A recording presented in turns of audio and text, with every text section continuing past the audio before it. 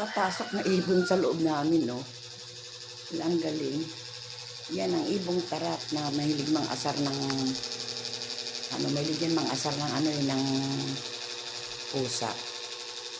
Ayan siya. Pero kailangan palabasin ko kasi baka kainin siya ng pusa namin. Magagaling manghuli.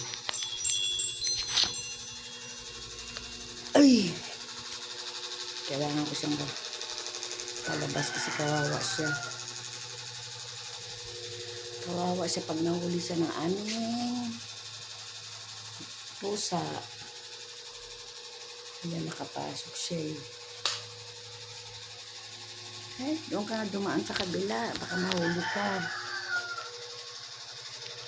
Ayan siya oh. Nakapasok siya. Ay, dali! Dumaan ka sa may pinto namin. Baka mahuli ka ng dalawang